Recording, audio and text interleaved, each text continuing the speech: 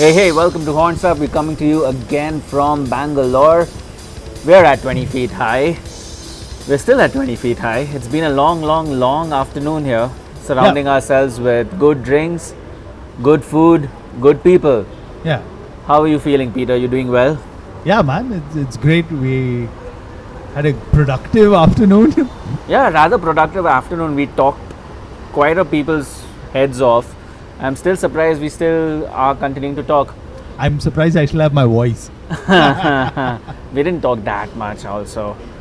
Anyways, you can't talk Bangalore without talking about one of Bangalore's best metal bands. I very affectionately call them the granddaddies of Indian metal. The granddaddies of Indian metal. And they've only been around for 20 years. So that tells you a lot about the Indian metal scene. Wow. Okay, the granddaddies of Indian metal. I'm okay. That's a new one for me. But it'll take me a little bit of time to digest that, because I don't know, granddaddies. I don't associate that band with them because they still sound so fucking good. Yeah, but you know, one of the cool things about their latest album, and for those of you who are still wondering who we're talking about, we're talking none other than Kryptos. Kryptos. Yeah, and fuck, I love the Afterburner, man. See I fucking loved Afterburner. I still fucking love Afterburner. I think it's one of the best metal albums I heard this year, or I will hear this year. Yeah, but you know, one of the cool things I found about Afterburner is how much I found it similar to their first album, Spiral Ascent. There were some elements that really kind of was similar for me, but I don't know. What did you? No, but I don't know. It's great to see finally, not finally, but it's great to see a band from India just doing good metal music, and that's such a rare thing. And this is after you've had countless amount of kids come into the scene, production becoming easier for everyone, guitars being sold everywhere you fucking go, and bassists hanging from the tree, drummers getting to play gigs. And now accessibility to metal is as simple as going on Spotify and finding the latest playlist. Considering all of that volume, to bring it down to 1 or 2 or 3 or 4 bands who are actually doing what is good metal, that's fucking rare. Okay, let's not go further, because we can talk our heads off about this band and their discography. I mean, 20 years is no mean feat. I mean, no easy feat, especially for an Indian band, considering we can count on one hand the number of Indian bands that have been around. Let's introduce our guest. We're talking about Nolan, who you've heard previously opine his lovely views on metal and what metal should be or what metal should not be, and his love for Iron Maiden earlier. But this time we're talking with Nolan about Nolan and about Nolan's music, or not Nolan's music, Nolan and a collective of other people's music, Kryptos. Awesome, pleasure to be here. After a few beers, I'm ready to talk shit. Did our introduction warm the cockles of your heart? Warmed some other cockles, but yeah. Do you agree largely with what we said? Do you think it's justified for us to be talking the way we do about Kryptos? I don't know. I mean, maybe you guys see it that way. I don't see it that way. Why do you say that? See, I mean, we've been around for 20 years, but in my head, it doesn't even feel that long. It's like we started a couple of years ago. Everything still feels fresh. Everything's, it's weird. It's like the older we get, the younger we get in our heads. I would say I felt older 20 years ago than I do now. I mean, but so I know you're not ready to accept the granddaddy tag, but talking about fresh, Afterburner sounded fresh, man. Tell me about I mean, that's the headspace we're in right now. If you listen to our discography, everything gets less serious as the albums go by.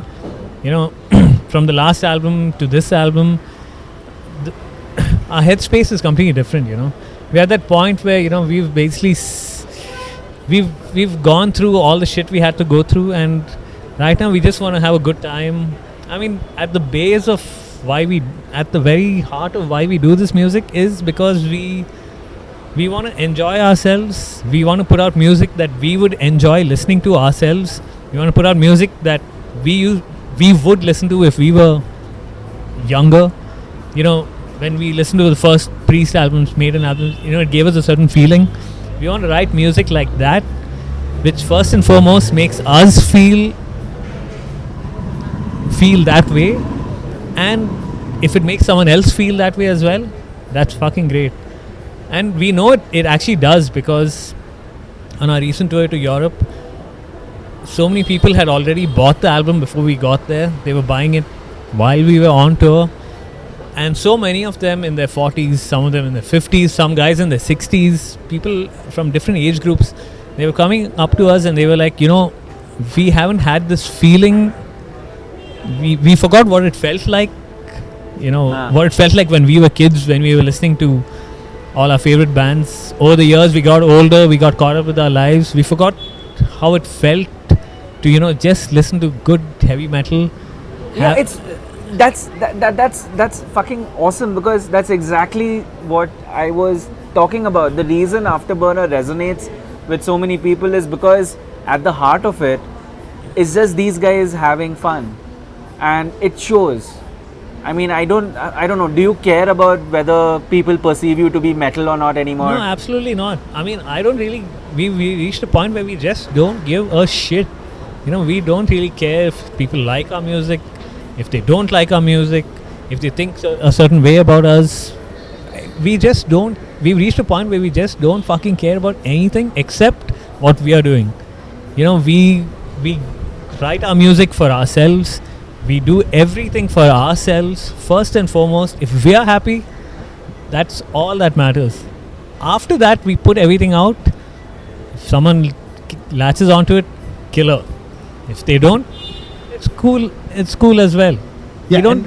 And I must add, what's cool about it is I see where you're coming from, because like with Afterburner, you guys basically threw out that what's the metal rulebook, what a metal album should sound like and stuff like that.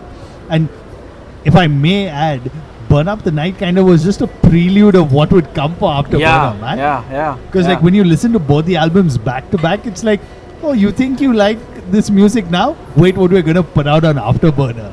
And I'm not surprised, like it kind of is a hit all across age groups, because whether you're like a death metal person or you're a black metal person, or even if you're a purist, or you're a purist or an elitist, whatever you are, true or whatever, this is the album you're going to listen to, if you're not as your guilty pleasure, but you're going to play it proudly and say that, yeah man, this is what I like. It's one of the albums that I will reach out to introduce people to metal. Yeah, definitely. Yeah, with Afterburner, it was more like we never intended it to be like something that an album you throw on if you want to decipher the secrets of life, or all that deep shit. It's not a fucking deep album. It's not a. There's nothing really to it. It's fun. It's meant to be fun. It's meant to take your mind away from all the shit you go through. You have a hard day at work, or you're stuck in traffic, exactly, and you put this album on and you're just like, fuck yeah man, I just want to get a beer, I just want to fucking chill, I want to have a good time. Because there's enough people are going through enough shit in life, and honestly speaking, there isn't that much music out there that makes people feel good again. Exactly. We all need that little bit of joie de vivre as such in life, and you pop on this album, you're walking down the street, and suddenly there's a skip in your step because it's upbeat. It's like it makes you feel young again. The juices in your blood start flowing. The juices everywhere else start flowing. But talking about the songs, like, of course you guys put out the first couple of singles, Dead of Night, and also you put out the singles Red Dawn and Afterburner. And I remember the reaction I had from Animesh when I first played it for them. But for me, when I got the album, the song that really struck out for me, which you would never really hear earlier from Kryptos, was On the Run. Tell me about it, man, because like it kind of stuck out. What was it like writing that song? That- I mean, that song that pretty much channelizes our love for Thin Lizzy. Okay. You know, the way the song is structured, the melodies, the guitar solo, it's pure Thin Lizzy in a more metal context. Yeah. But that is, I don't know, you know, when we wrote that song, when we came up with the initial melody, it had Thin Lizzy written all over it, and the more we just thought about Phil Lynott and Gary Moore and Scott Gorham and Brian Robertson, and you know, we kept listening to Thin Lizzy at home, and because we loved them so much, it just seeped into that song. And even if you read the lyrics, it's something very Phil Lynott-ish. Yeah. And it just came together, and I was like, fuck yeah. In fact, the working title for that song was Take Your Fill. And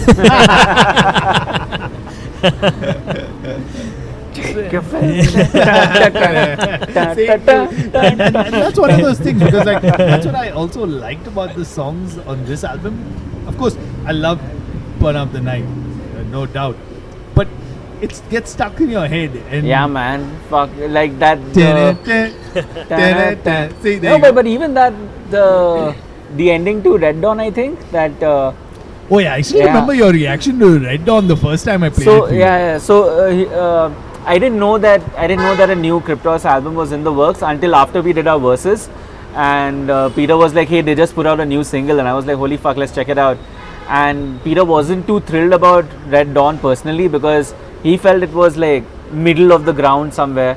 Yeah. But I remember the first time he played it for me, and I was like, I locked into the groove of it immediately from the moment the first verse starts off, and that's after like a period of music has already gone by, and it just locks in, and it's nice to just hear that tempo and continue at that tempo, and then that ending part, it got stuck into my head, and I was like, holy shit, I need to get more of this, and blah and blah and blah, and then yeah.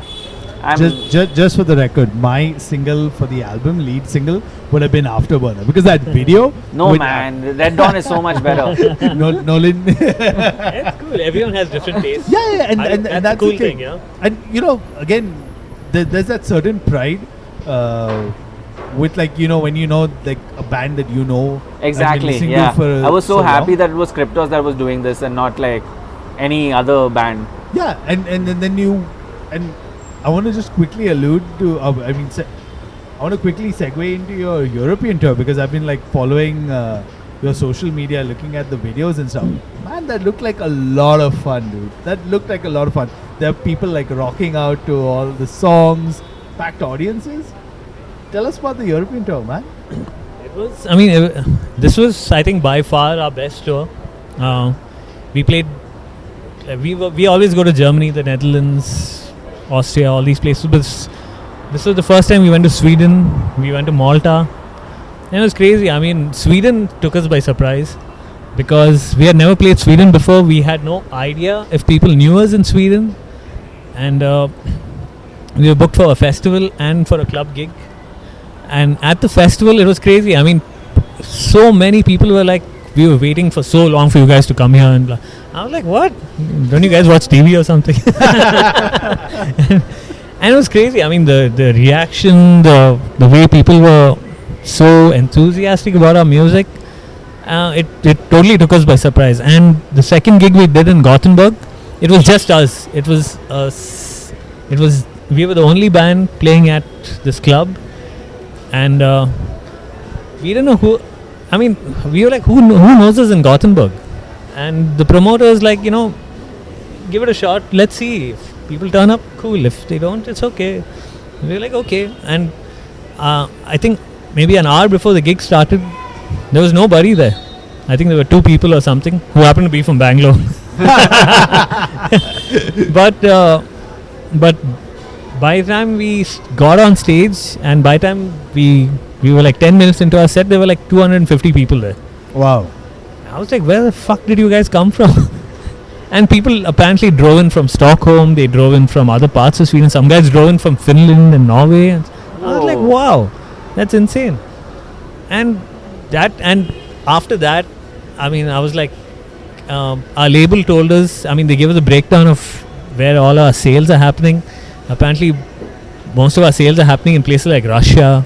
It's happening in Denmark, happening in Italy, Greece, all these places which we haven't even played at. And even when we went to Malta, I mean, Malta, an island off the coast of Italy, we were like, who the hell is going to come and watch us over there? We had no idea. The place was absolutely packed. There were like 250 people. It was jam-packed. People were like screaming our names out. They were coming up to us and they're like, we can't believe you guys are here. And I was like, really? Okay, insane. Considering you guys have been doing this for 20 odd years now, do you think that now people come up to you and they're still shocked by the fact that you guys are an Indian band? That's a good question, because the first few years when we used to tour in Europe, people were more interested in the fact that we were from India. We had this exotic angle to the entire everybody thing. expects, like, I don't know, Yeah. fucking Indian metal to be Yeah, mixed with exactly. sitar and Yeah, tabla. In fact, a lot of them actually expected that. And you know, actually back then, many of them were disappointed that we didn't sound like what they expected. You know, they never expected it to be just straight out heavy metal or whatever. But over the year, at least over the last couple of years, we noticed that the people who are coming in, they stop even asking. They stop even asking, oh, you're from India, or what's it like in it. They just don't ask. They just come, they listen to the music, they're like, if they enjoy it, they're like, cool show and stuff. And that's it. It's like we're just any other band that plays the kind of music they want to listen to. That's fucking No, awesome. and that's a great, just like an analogy of how metal is in general. At this point, you know, earlier you had to make that effort to get like a CD or a vinyl, wait for it. So you made a way more informed decision. But at this point, you're just one of the bands on Spotify or Apple Music, and it's all about discovery, right? So at that point, you don't know whether this band is Indian or Russian or even South American, right? And that whole tag kind of made a big difference, because like also reviews. I mean, I'm pretty sure the reviews also you see stop saying But- now Indian metal. Yeah, but I think that's testimony to the music, right? I mean, Of course. if the music No, is so no. good, then country, etc., wouldn't really matter. Yeah, It doesn't finally- become a gimmick. Yeah, finally it boils down to how good your music is. Exactly. It always boils Yeah. down to that. It's like, I don't think anyone's going to ask AC/DC, hey, what's it like in Australia? AC/DC is AC/DC. Yeah, You know, they're the same to everybody all over the world. exactly. And I think that's because the music is so good, and if your music is that good, people forget about all this other stuff. They just latch onto the music, and that's all you need. And I would like to add, it's also testament to your work ethic, because like when I'm looking at you guys over a period of time, it's not easy to continuously year in and year out do what you guys do and keep at it, because That today- shit is hard work, man. Yeah, it's I hard mean, work. if you didn't actually love it, then you wouldn't be doing it. yeah, and of course, like Right. again, if you wanted to be a metal band to make money, then you chose the wrong genre. But Yeah, of course. year in year out to put that in, and like I've been observing you guys, like you guys have put in that hard work. Playing, I'm pretty sure like by this point you've probably played more cities in like Europe than you've Yeah. played Bombay, right? Yeah. Yeah. Yeah. But that's why we do it. I mean, we do it because this is what makes us feel alive. I mean, apart from this, what do we have? We have nothing. We've invested our entire lives in this. You know, it's not because we aren't getting anything out of it financially. It's peanuts. We aren't we have so much of shit going on back home, which basically, you know, by doing this we put all this other stuff at risk, but we do it anyway. We find ways around it. We sacrifice time with our families, our significant others, and jobs, and you name it. And you know, I don't know, at the end of the day, either you go all in or you just don't do it at all. You can't half-ass it. You have to go all in if you really love what you do. Just, I don't know, that's our thing, you know. Okay. When when something like this come. I mean, when we do this, when we tour every year, release an album, we put everything else aside, no matter how difficult and it is fucking difficult. I mean, it. I mean, you have no idea how difficult this shit is. You know, because when you go all in one direction, the the other side goes the other way, right to the other direction. So it's not a balancing act. Unfortunately, it's not really a balancing act. You either go this way completely or you go that way completely. If you're in the middle, neither will work, and you'll basically you'll be stuck there forever. And it will tell in the music. I mean, Yeah, that's exactly. Why, It will that's tell one in the of music, the things yeah. I feel about Afterburner, and that's why it resonates not only with Animesh and me, but a lot of people around the world. Yeah, but so okay, now let me change the facet of this conversation a bit. I want to try and understand this, and it's something that's been bothering me for a long time now, and especially after Afterburner came out. With Afterburner coming out and the way you describe your European tour, etc., I love the fact that that Kryptos is being recognized there. I hate the fact that Kryptos isn't being given due recognition back home. So the question is, why do you think that the whatever metal fan base in India, right? The scene, or if there is a scene as such, whatever, why doesn't it recognize and maybe not recognize, why doesn't it support the music in the way the Europeans do? Let me add it another way. Why isn't Kryptos doing a 20-city tour of India? Yeah. If there were 20 cities to tour, we would. But as far as, I mean, from in my opinion, India has always been a we are, I don't know how to say it, it's like abroad, people grew up with this music. This music has been with them since they were kids. Of course, yeah. And it's part of the upbringing. No, I get that, I get that. Those are reasons and those are talking points that we've all come to accept by now. We know the dominance of Bollywood, we know and we know that English is not our mother language or anything of that sort, and all that we've heard. I'm talking about the metal fandom in general itself. But that's the thing, we come from a generation where we grew up with this kind of music. People don't grow up with this kind of music anymore. They don't know what it means. They don't know how it feels. Right now, if you had to give me an estimate of the ages of the people who listen to metal nowadays, in which age group would they fall in? Between in India? Yeah. I would put it at like mid-20s to 40s and I'd beyond. put it even higher, low. probably like 30, 35 to 45. For me, it's the opposite. I think it's between 15 and 25. Okay. Yeah. Okay. I think most of the people who are into metal right now in India fall in between this age group. There's a small faction that falls into the group beyond 30 and even smaller beyond 35. So it's this right now, most of the people who are in this 15 to 25, 27 age group, they've grown up with completely different music.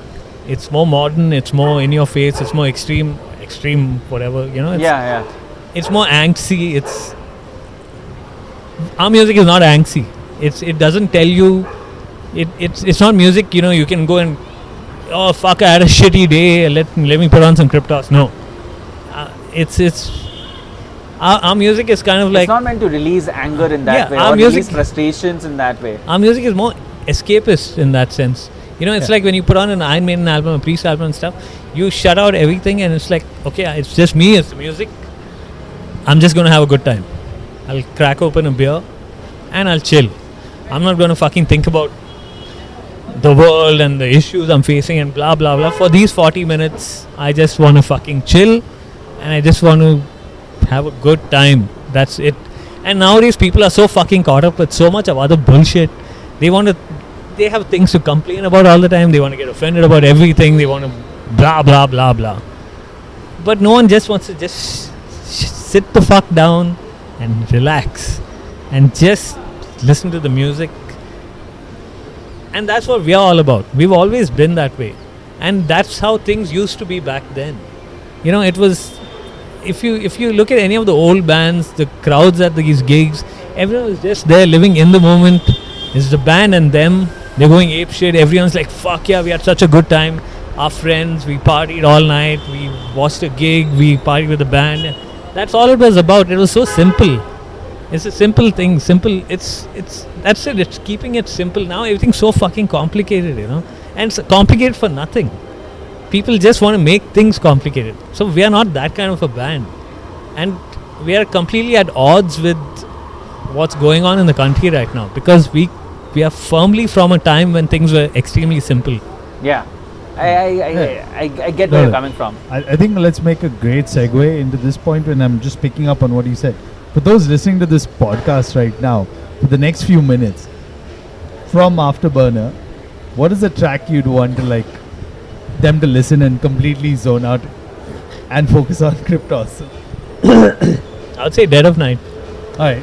So Dead of Night is actually, it's based on, have you seen the movie Lost Boys? The Lost Boys? No, I haven't. It's about vampire bikers and all that shit. It's an old 80s movie. It's super cheesy, super... Yeah, it's a cult movie. But the cool thing about that movie was, you know, back then when it came out, and even now it's become a cult movie because it's just fun. It's like, it's absurd, but it's cheesy, and it doesn't take itself too seriously. It's not something that, oh fuck, this movie is not going to win an Oscar, so fuck it. Like, they don't give a fuck, you know.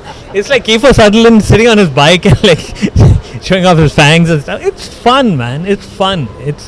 It's all about not taking shit too seriously.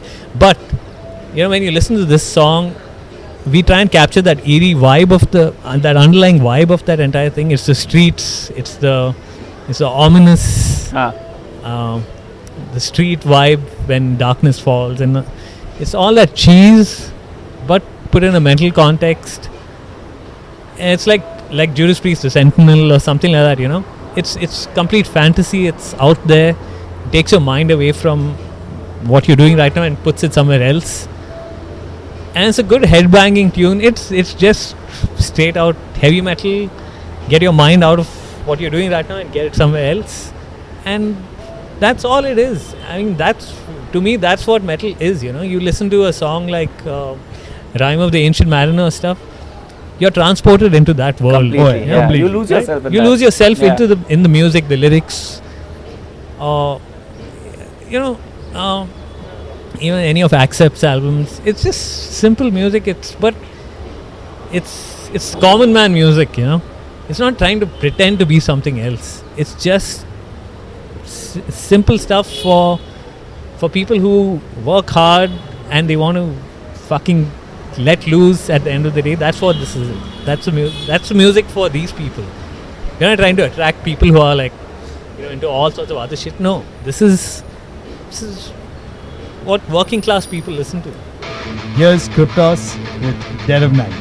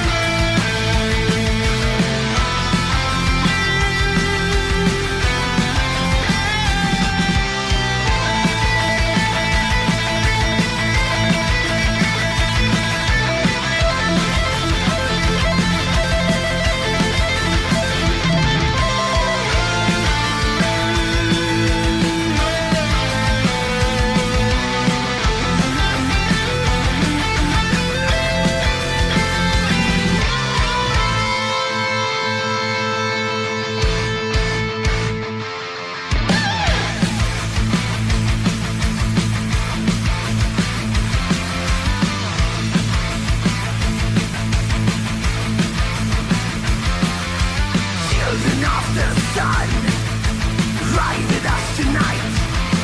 In the silence of the war lies the sweet kiss of death.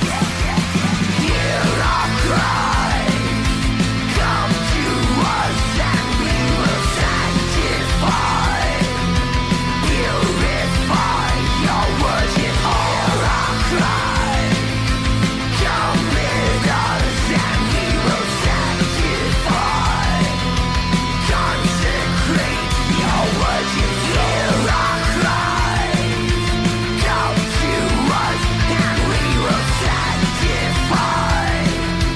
purify your worship. Hear our cry, come with us and we will sanctify, consecrate your worship soul.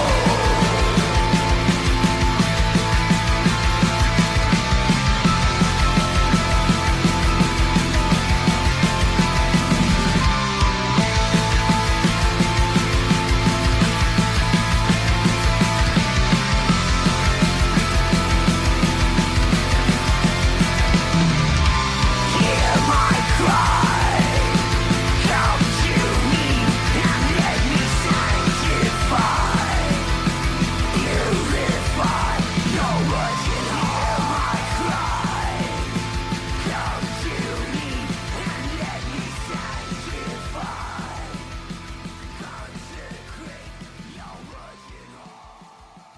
In the middle, say around in the 90s, in the late 90s, metal in India was firmly divided into three scenes, right? You had the Bangalore scene, you had the Bombay scene, and you had the Delhi scene. Okay? But true metal, right, pure metal would exist only in Bangalore. Bombay had a different style of metal, Delhi had a different style of metal. What is it about Bangalore that made it pure? Or what? Do you agree that Bangalore in itself as a city had a metal scene or a metal sound? And is that sound anyways different to what Bombay and Delhi was putting out? I think And hold the mic closer. Huh? Sonically, sound wise, there was a difference. Delhi and Bombay were always more modern, more I would say trendy, or what was trendy in the music scene abroad was happening in Bombay and Delhi. Bangalore was always caught in a time warp that way. But at the same time, I wouldn't say it was just, it was more like people. I mean, Bangalore is a very laid back city at its very core. It's Okay. always been a laid back city. Only in recent times, because of everything that's happened with the city, it's become more modern and become more cosmo and stuff. But at its very core, Bangalore and people from Bangalore have always been very laid back, very traditional, very old fashioned. So that kind of seeped into the music, which is why this kind of music has always had a stronghold over here. Okay. And it's similar to, I would say, in the UK, places like Birmingham compared to a place like London. Birmingham got all the seedier bands, Sabbath, Priest, Motorhead. Yeah. While London had the more polished bands like Maiden and maybe Def Leppard or whoever. So it's something similar over here. Bangalore's more, I would say, there's an undercurrent of tradition of that basics. It's that street mentality. It's like you just don't give a fuck about anything. It's just like, let's just go out, drink, get fucked up and go home. Okay. But one thing I must ask, as a follow-up, for those of you who are new to like the Bangalore scene and have never heard of bands from here, but also for those of you who want to feel nostalgic, who were your peers back then, man? Back then, I mean, before us there was Millennium. Yeah. Millennium, I guess, were the ones who started everything over here. There was Dying Embrace. There weren't that many bands as such. There weren't many metal bands from here. I mean, we didn't really have any peers. I think when we started out, Trinity came a few years before us. A couple of other bands, but when we started doing this, and as the years progressed, we never actually actively got involved with the scene we were never part of any scene, even though we were lumped into the entire thing. We were always first and foremost by ourselves. We were a band by ourselves. It's interesting you say that. So here's a follow up to that.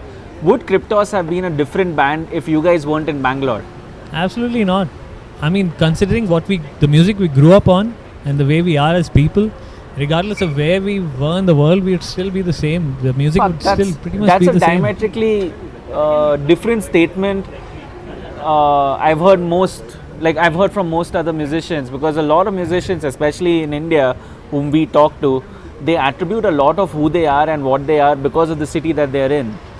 Right? Yeah, and I agree. And it's especially true for most of the most of the scene bands as such, or scene music. So whether it be rap, whether it be metal, rock, hip hop, that kind of stuff. But I'm just gonna completely go ahead. Like, when you guys started out, because like you talked about like Millennium and Dying Embrace and stuff like that, what kind of got you? Because I know you guys started out as a college band. What kind of got you guys going back then? Like, were there similar bands you heard? Like for me personally, I wasn't even in Bangalore. I grew up in Kuwait, and I came to Bangalore in '97, and we started the band in '98. So the city didn't really have that much of an influence on me in the first place. But it was the music I listened to when I was growing up. That makes sense. You know? Yeah. Now that makes sense. So regardless of where I was, I would still play the same kind of music. So none of the bands. Does it bother you that you get clubbed into the Bangalore metal scene? I mean, I don't really care. I mean, people club us into whatever they want. Yeah, like I remember back in the day there was a Head Bangalore compilation. I know, that's fucking embarrassing. Don't Google that. You know, I have to admit, back then, because we were pretty young and stuff, you know, you have this sense of camaraderie with all the other bands here and stuff like that, and you kind of get lumped into that entire thing. And yeah, we were fine being part of that entire thing because people are cool. You just hang out. But if you had to really ask us, we were never part of anything. You know, we'd all hang out, we'd all drink together, play music together, gigs, whatever. But we always had our sights on going further than anybody else, because the minute you become part of a scene, you start getting pulled back. You start worrying about what the scene will start thinking of you, rather than what you think about your own, what you need to do. You start wondering, what's that guy going to think? What's this band going to think of us? What are they going to think of us? Should we write our music to please these guys, those guys? And then you're fucked. The minute you start doing that, you're completely fucked. So we've never ever, we might have, you know, hung out with everybody, done all this stuff with everyone, but deep inside, we knew that we're going to leave everything behind, and we're always going to be on our own path no matter what. And we're still the same today. We are not part of anything. We're not part of any scene. We're not part of the Indian metal scene. We're not part of the Bangalore scene. Yes, we are from here, but we're not part of anything. I love that. I love the fact that you guys are out and wholly about the music. Yeah, rather than be lumped into any sort of category as such. But that's the thing, right? Like if you listen to like a Kryptos or if you listen to Afterburner, with all the latest releases that came out on not only their label but any other label, you wouldn't like identify them as an Indian band. Not at all. Yeah, and then that was not only cool about the production, but just the kind of music that they were playing. So yeah, man. Yeah, I mean, if you really think about what is Indian metal, what is Indian metal? I mean, if you take 99.9% of the bands from India and you play to anyone else outside, they would never guess it was from India. What makes it Indian? There's nothing. It sounds like pretty much everything out there. True. Very true. Yeah. It's just because you're from a certain country. I mean, it's weird. Like if you were to go out and ask people what is Indian metal, they'll probably say Cult of Fire. Yeah, exactly. And I'm pretty sure like Cult of Fire or Rudra sound more Indian than most Indian bands. Yeah, exactly. Like if you take a band like Bullet from Sweden, they sound pretty much like AC/DC. Yeah. But would you call them Swedish rock and roll? No, it's just and rock and roll, metal, whatever. You know one. Okay, so wait, 1 sec. In your view, should there be an Indian metal scene or an Indian metal sound? Does it matter? it doesn't matter. You got to play what you feel like playing. I mean, why should you force yourself to, throw in some Indian elements just so you can sound Indian? If it comes naturally to you, great, go ahead, do it. If it doesn't come naturally to you, why do it? And the point I want to make, and it was great when it was to be showcased on like Global Metal or like an article in an international magazine or Metal Hammer or stuff like that.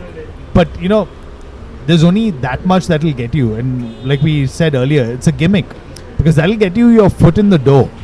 But to consistently keep doing that, you have to be true to yourself, right? As Indians, I think we have this inferiority complex.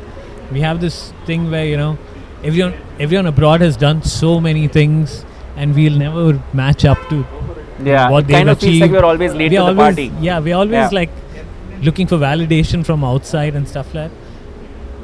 But as far as we are concerned, we are fucking equal. We've always been equal.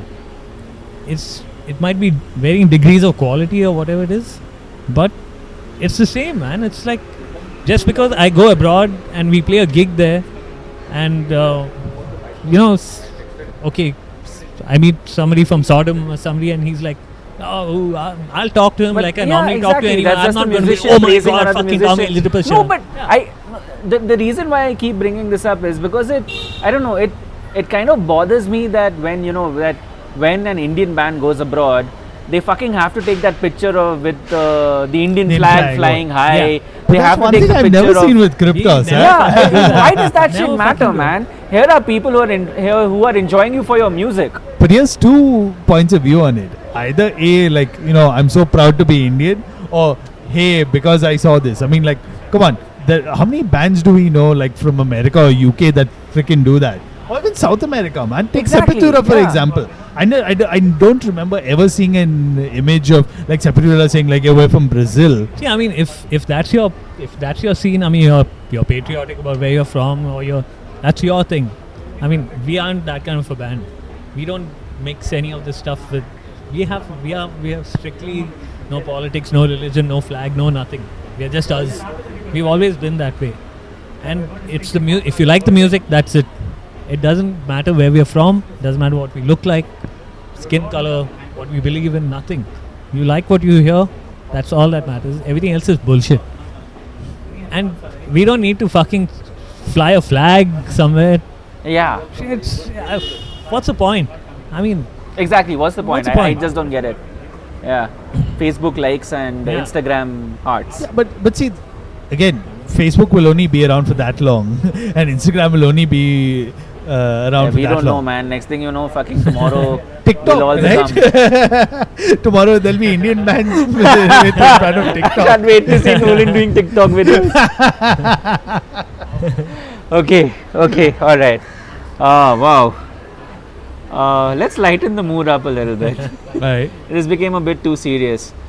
Nolan, 20 years we kept saying earlier in the start and stuff like that, and you very rightly brought up that you still feel fresh. But if you have to if I have to make you feel old and look back in the last 20 years, what do you think would be the highlight in your career at Kryptos and what you've been doing so far? I don't know. I mean, everything we do is a highlight at that point. It's like every time we do something, we go on tour, record a new album. We're like, fuck, did we just do that? Because until it's actually done, when you look back, you're like, holy fuck, we actually did all these things. And I think I can't really pinpoint anything. I guess maybe if I had to bring out the fanboy in us, I think, when we opened for Iron Maiden and we got to meet them and stuff, Yeah. I mean, personally, that was a huge thing for me Yeah. because Yeah. of how much I can totally Yeah. identify with that. Yeah. Yeah. I mean, considering we three of Yeah. us did an episode about Iron Maiden, I don't think Yeah. we Yeah. need to add more, man. But that's more on a personal level. But as far as the band is concerned, just the fact that we go out every year and go to Europe and tour, and I mean, the amount of effort it takes, it's at least 6 to 8 months of work just to go and play 3-4 weeks in Europe and stuff. the amount of effort it takes and the sacrifices we make. And the thing is, we don't put all this shit out on social media. No, Yeah. You never hear a peep from us. Yeah. We don't even promote our stuff on social media. How much do you see of our stuff? We are not telling people to listen to our stuff or what we are going through or the shit we are going through or how difficult things are. No. We get on with our shit. We do everything under the radar, and we know that we are putting in this much work to make this happen, and it's a fucking lot of work. It's a shitload of work.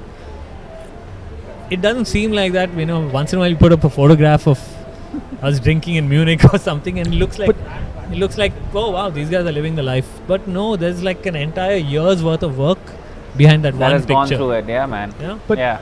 so just building on that point, and probably because you built it, for those of like the Indian bands or people who are getting into bands, and again, what are the kind of tips, or if you had to like look at them and kind of say, what would you really tell them? I'll tell them don't do it. But for like because, and the reason I'm coming to this is just like you said, a lot of people look at that picture and think that, hey, Kryptos are living the life. Kryptos are signed to a label and stuff like that. But no one realizes the efforts that are kind of put in there. And maybe like not the big steps, but what are the simple things that are actionable in a short term that they can do? It's really, at the Hold the mic closer. at the most basic level, your music has to be good. And not only does your music have to be good, you should have enough conviction behind your music. I think conviction is a big role in that, man. I would say it's 50% of Yeah. everything you put out.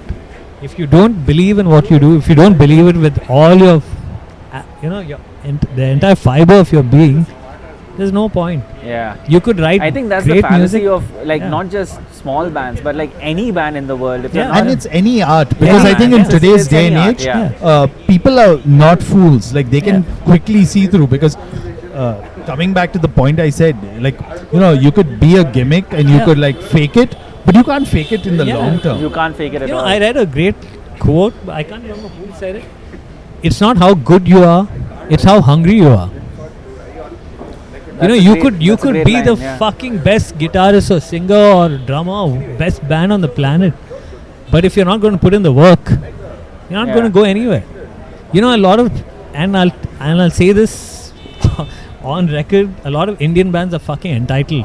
Yeah. They think that because I can play so well, I can write, I can sweep like this, I can play 1,000,000 notes per second, I can play blast beats, I can blah blah blah blah, and I can write a song with 100 different tempo changes and all.